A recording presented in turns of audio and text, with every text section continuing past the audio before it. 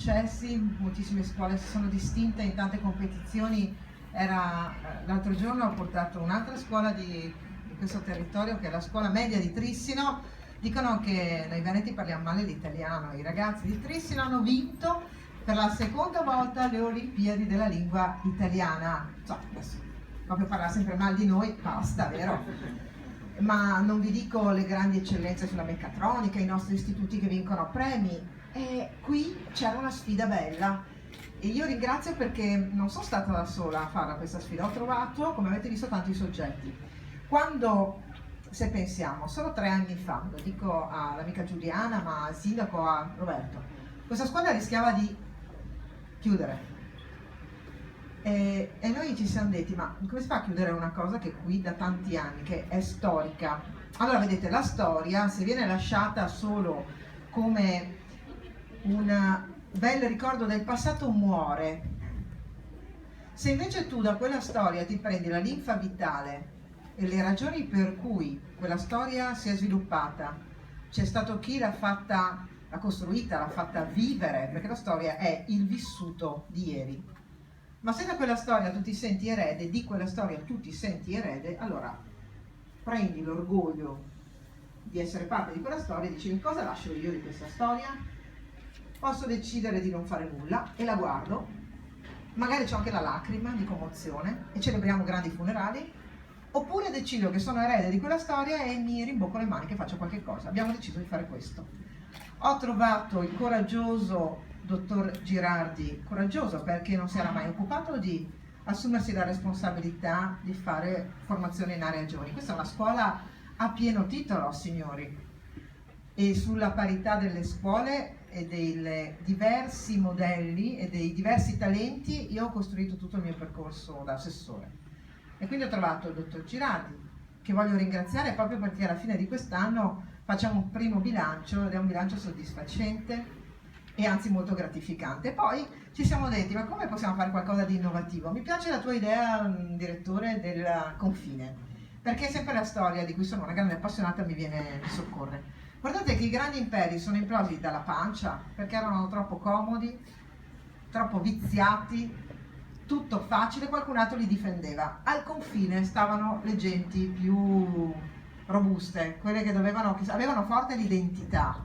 Dico l'identità parlando di una cooperativa che è piena di nazionalità, che però qui diventano italiane e potranno fare made in Italy, perché sul settore della moda noi ci giochiamo la grande parte del nostro successo, lo dico alla nuova cooperativa che nasce.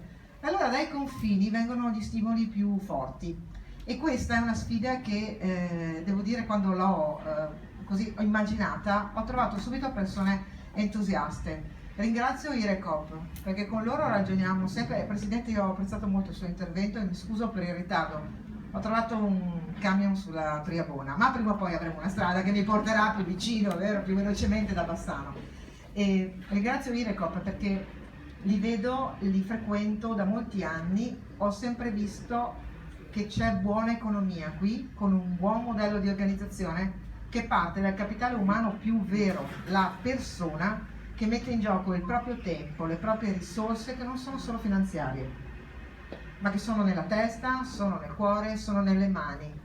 San Francesco diceva, che è patrono d'Italia, diceva: chi lavora con le mani è un lavoratore, chi lavora con le mani e con la testa è un artigiano, chi lavora con le mani, con la testa e con il cuore è un artista.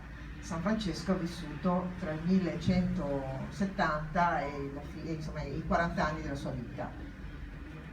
Eppure diceva questa è la nostra grande storia, che se guardiamo solo con la testa rivolta indietro ci commuoviamo, diciamo: Madonna, che storia straordinaria che abbiamo.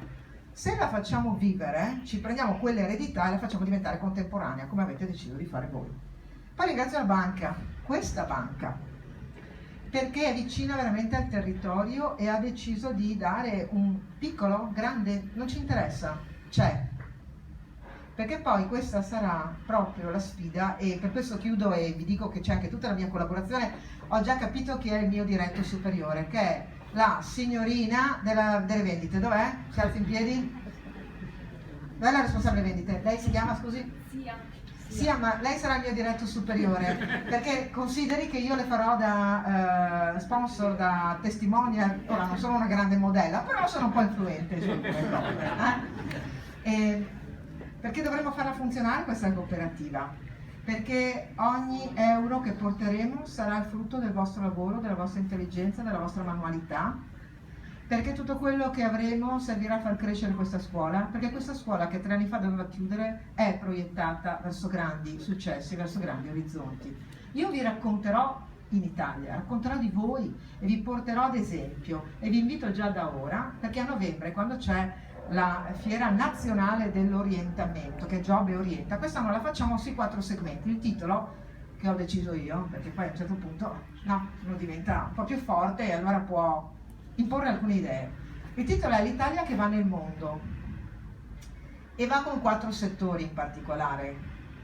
Va con il food, cioè con l'agroalimentare, va e viene col turismo, va con la meccanica, la meccatronica di alta qualità e va con la moda soprattutto. Allora signori, voi sarete tra coloro che dovranno fare anche portare delle testimonianze, le vostre idee progettuali, per far capire che attraverso la cooperazione si fa buona economia e soprattutto si crea quella autoimprenditorialità dei testi europei che francamente, proprio l'ultima volta che richiamo la nostra storia, è storia della nostra terra.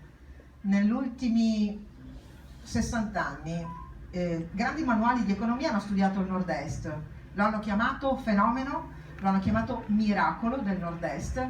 Io vorrei che fosse chiaro che è DNA, che non è solo sangue. I romani lo chiamavano genius loci, lo spirito del territorio che va alimentato. E quindi noi dobbiamo creare nuovi imprenditori e la cooperazione è la prima forma di buona economia e di buona imprenditorialità. Signori, io vi auguro ogni bene.